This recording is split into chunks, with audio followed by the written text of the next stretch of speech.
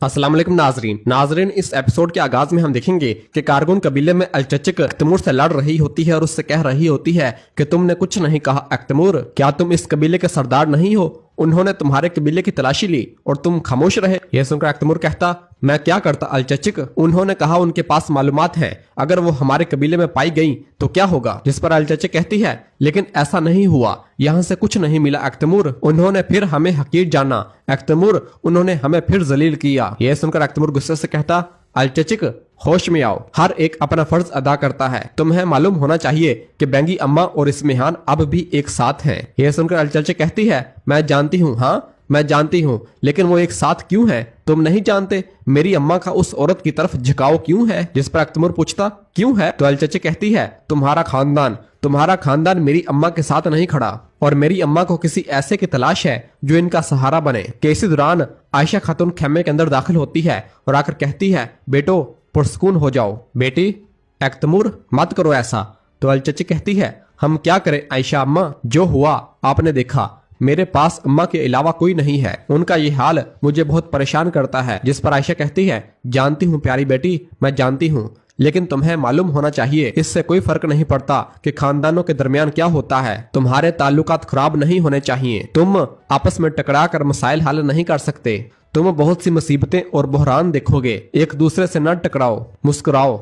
अख्तमूर चलो बेटी मुस्कुराओ। जिस पर अलचचिक थोड़ा सा मुस्कुराती है तो आयशा कहती है, झूठी मुस्कुराहट नहीं, हकीकी मुस्कुराहट लाने का कह रही हूँ, मुझे बेवकूफ न बनाओ अख्तमूर, मैं बच्ची नहीं हूँ, मैंने मुस्कुराने का कहा है। यह सुनकर अलचचिक अख्तमूर की जानब देखती है और दोनों मुस्कुरा देते हैं।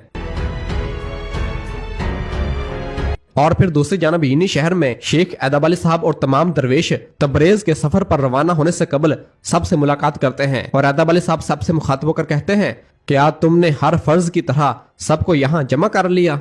यह रियासत का मामला है और बतूरे मुसलमान एक फर्ज भी। यह सुनकर बाला खातून शेख ऐदब अली साहब के पास आती है और उसका हाथ चूमती है और अपने बाबा के गले लग जाती है और फिर कहती है, मेरे बाबा, अल्लाह आपका सफर आसान फरमाए, जल्द लौटें इंशाल्लाह। तो ऐदब अली साहब कहते हैं, हम पर फतुहात की जिम्मेदारी है प्यारी, और वापसी का तो सिर्फ अल्लाह ही को इल्म है। और फिर अलाउद्दीन अपने नाना के पास आता है और उनका हाथ चूमता है और कहता है, आपका रास्ता आसान हो शेख नाना।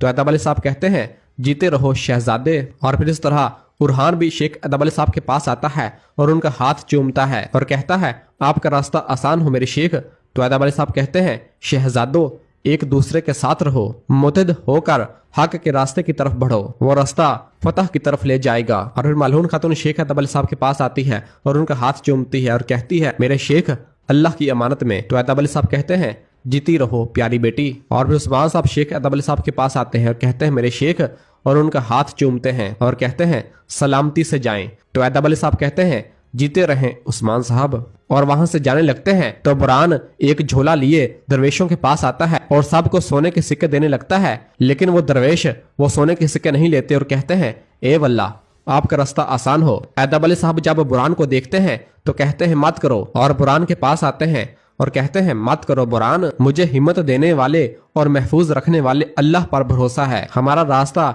इसकी नेमतों से भरा हुआ है। यह सुनकर बुरहान कहता है, ए वल्ला मेरे शेख, और शेख ऐदब अली साहब का हाथ चूमता है। तो ऐदब अली साहब कहते हैं, जीते रहो। और फिर सबसे मुखातब होकर कहते हैं, अल्लाह आप सबसे राजी हो। तो सब कहते हैं, आमीन। और फिर ऐदब अली साहब कहते हैं, आप सब हमेशा हक की तरफ बढ़ें। सब कहते आमीन। और फिर ऐदब अली साहब कहते, अल्लाह आपको अक्लमंदी अता करे। और फिर कहते हैं, मैं जिनसे नहीं मिल सका उन्हें मेरा सलाम भेजें, अगर वो हमारे रास्ते पर चलेंगे तो हमें मिल जाएंगे, सलामती के साथ रहें। और फिर ऐदब अली साहब जब अपने घोड़े के पास आते हैं तो देखते हैं कि एक साइड पर कुमराल अब्दाल खड़ा होता है और बहुत ही गमगीन होता है। उसे इस तरह देखकर शेख ऐदब अली साहब कुमराल के पास आते हैं और कहते हैं, तुम इधर क्यों खड़े हो कुमराल अब्दाल? तो कुमराल कहता है, मुझे अपने साथ ले चले मेरे शेख, आप इस फकीर दरवेश से क्यों नहीं पूछते? जिस पर ऐदब अली साहब कहते हैं, मैं जा रहा हूँ कि तुम यहाँ हो कुमराल, अगर हमारी रियासत की हिफाजत वाला कोई न होता तो मैं कैसे जाता? और फिर ऐदब अली साहब बिस्मिल्लाह पढ़कर अपना ओवरकोट उतारते हैं और कुमराल से कहते हैं, अभी पोस्ट तुम्हारी है, ओवरकोट भी तुम्हारा है। और ऐदब अली साहब अपना ओवरकोट कुमराल को पहना देता है। यह देखकर कुमराल को यकीन नहीं आ रहा होता और वो बहुत ही ज्यादा खुश हो रहा होता है और कहता है, मेरे शेख, क्या मैं इसे पहन सकता हूँ? तो ऐदब अली साहब कहते हैं, पहन सकते हो, लोगों के दिलों में आग लगाओ, बहुत से दिलों को छुओ, हमें इन लोगों की जरूरत है जो जल रहे हैं कुमराल अब्दाल। तो कुमराल कहता है हक के लिए पानी भी जलता है मेरे शेख, महफूज रहें। और ऐदब अली साहब का हाथ चूमने लग जाता है और फिर शेख ऐदब अली साहब अपने घोड़े पर सवार होते हैं और फिर ऐदब अली साहब और तमाम दरवेश हज का फरीजा अदा करने के लिए और तबरेज में अपना फर्ज अदा करने के लिए रवाना हो जाते हैं। और फिर दूसरी जानब सगोत में बेंगी खातून इस्मिहान के पास आई हुई होती है। इस्मिहान उसे गुस्से से कह रही होती है मैंने तुमसे कहा था बेंगी खातून, मैंने कहा था कि उस अस्मा का ख्याल रखना। तो बेंगी कहती है इन्हें कुछ नहीं मिल सका। इस्मा के कहने की सूरत में मैंने चांदी को कबीले से कहीं और मुंतकिल कर दिया था। इस पर इस्मिहान गुस्से से कहती काफी हो गया, ये काफी है। तो बेंगी कहती है जिस तरह मैंने इसे पहले खामोश किया था अब भी मैं करूंगी, इसमें शक न करें, मैं इसे इसके भाई के साथ रुखसत करने जा रही हूँ। जिस पर इस्मिहान कहती है मुझे पता चल गया है, अगर वो पहले की तरह आपसे डरती वो एक लफ्ज भी ना कह पाती। इस अस्मा को जल्द से जल्द यहाँ भेज दें, मैं इसे डराने जा रही हूँ। जिस पर बेंगे कहती मैं ये संभाल सकती हूँ। यह सुनकर इस्मिहान कहती मुझे दोबारा कहने पर मजबूर न करें बेंगे, इस अस्मा को जल्द से जल्द मेरे पास भेज दें। और यह कहकर अंदर कमरे में रवाना हो जाती है। और फिर दूसरी जानब जंगल में सिपाहियों की तरबियत गाह में उस्मान साहब तुर्गत साहब से पूछते हैं क्या सिपाही तैयार हैं? तो तुर्गत कहता है तैयार हो जाएंगे इंशाल्लाह। वो नाइमान कमीना हम पर कैसे हमला करेगा मैं जानता हूँ, लेकिन हम दफा करेंगे, अल्लाह के हुक्म से हम नहीं टूटेंगे।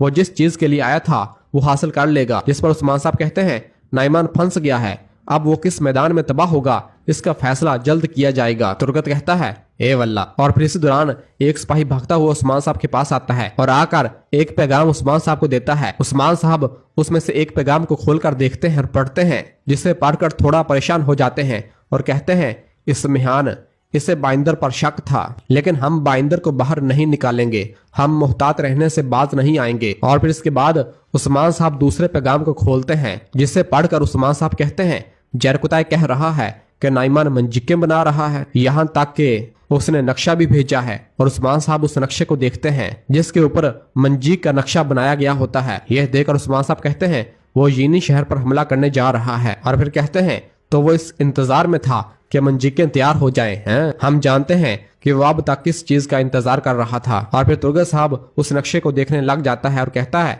ये मंजीकें बहुत बड़ी हैं, अगर वो यीनी शहर हासिल कर लेते हैं तो करीब के सरदारान भी गिर जाएंगे उस्मान साहब। मैं ये कहना नहीं चाहता, लेकिन तुर्कों के अंदर आजादी का एहसास पैदा होगा। और फिर उरहान पूछता है क्या हम इन्हें मंजीकें बनाने की इजाजत देंगे हजूर? तो उस्मान साहब कहते हैं जब तक जरकुताय वहाँ मौजूद है हम ऐसा कभी नहीं होने देंगे। और फिर उस्मान साहब उस पैगाम वाले सिपाही से कहते हैं कि जरकुताय वहीं रहेगा, मेरे पास इसके लिए मजीद फराइज हैं। तो वो सिपाही कहता जो हुक्म। और फिर उस्मान साहब कहते हैं नाइमान, अब हम वो तमाम हरकतें जानते हैं जो तुमने की हैं और करने जा रहे हो, देखते हैं कि अब तुम क्या करोगे। और फिर तुर्गत साहब से पूछते हैं क्या यहाँ मंजीके हैं? तो तुर्गत कहता है वो यही हैं, वो तैयार हैं। और फिर दूसरी जानब नाइमान की करारगाह में नाइमान अपने खेमे से बाहर आता है तो उसका सिपाही भागता हुआ उसके पास आता है और आकर बताता है महाफिजों की तरफ से खबर है नाइमान, उस्मान के शेख ऐदब अली सफर पर जा रहे हैं। यह सुनकर नाइमान कहता है उस्मान, और अपने नौकरों को पुकारते हुए कहता है नौकरों तैयार हो जाओ, हम उस्मान की रोशनी को खत्म करने जा रहे हैं। और इधर तरबियत गाह में उस्मान साहब कहते हैं वो हमारी बनाई हुई तमाम मंजीकियों एक मंजीक में यकजा करने की कोशिश कर रहा है। इस पर तुर्गत कहता है ये मंजीकें हमारी 10 मंजीकियों के बराबर हैं, लेकिन इसको दीवारों तक ले जाने के लिए क्या इनके लिए मुश्किल नहीं होगा? और फिर बाला कहती है नाइमान ने देखा कि वो मैदान जंग में फतेहयाब नहीं होगा, जैसा कि लगता है वो हमारे किलों और सराय पर हमला करना चाहता है। और फिर तुर्गत कहता है उस्मान साहब, इसका मतलब एक ऐसी ताकत है जिसका हम मुकाबला नहीं कर सकते, क्या आपको लगता है कि वो नाइमान कमीना कामयाब होगा? तो उस्मान साहब कहते हैं नहीं नहीं। और फिर उरहान से कहते हैं उरहान, तुम कह रहे थे कि उन्होंने बोरसा की दीवारों को मजबूत किया है? तो उरहान कहता है बिल्कुल हजूर, लेकिन हमारी मंजीक इन्हें शिकस्त नहीं दे सकती।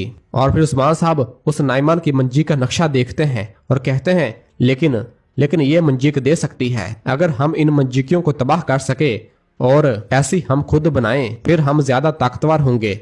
और इसके साथ कोपरी हिसार, कोयोन हिसार, एजनिक और यहाँ तक कि बोर्सा के दरवाजे हमारे लिए खुलेंगे। जिस पर तुर्गत कहता है इंशाल्लाह। तो आप कह रहे हैं कि हम नाइमान से मंजीकें लेने जा रहे हैं? तो उस्मान साहब कहते हैं हाँ, एक बार जब जरकुतै अपना बाकी फर्ज मुकम्मल कर लेगा। और फिर इस दौरान एक सिपाही बुरहान के कान में आकर कुछ बताता है तो बुरहान बहुत परेशान हो जाता है और उस्मान साहब से कहता है हजूर, नाइमान अपने नौकरों के साथ अपनी करारगाह छोड़ चुका है, वो इस रास्ते की तरफ जा रहे हैं जिस पर शेख हैं। ये सुनकर उस्मान साहब कहते हैं तुम क्या कह रहे हो मेरे शेख? यह सुनकर बाला कहती है बाबा उस्मान। तो उस्मान साहब कहते हैं सब्र करो, अगर उन्होंने मेरे शेख को नुकसान पहुंचाया मैं ये जहान उन पर तंग कर दूंगा।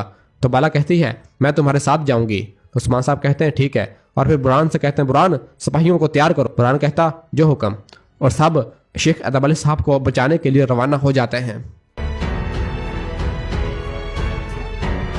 नाजरीन, अगली तमाम एपिसोड का शेड्यूल आपको दिखा दिया गया है। अगली तमाम एपिसोड पाकिस्तानी वक्त के मुताबिक इसी शेड्यूल के मुताबिक अपलोड की जाएंगी और इसी जगह पर एपिसोड खत्म करते हैं। मिलते हैं बहुत जल्द अगली एपिसोड के साथ। वीडियो को लाइक कर दें और जिन दोस्तों ने अभी तक चैनल सब्सक्राइब नहीं किया उनसे गुजारिश है चैनल सब्सक्राइब कर दें और बेल आइकन यानी घंटी वाले निशान को भी प्रेस कर दें ताकि आने वाले एपिसोड आपको आसानी मिल सके।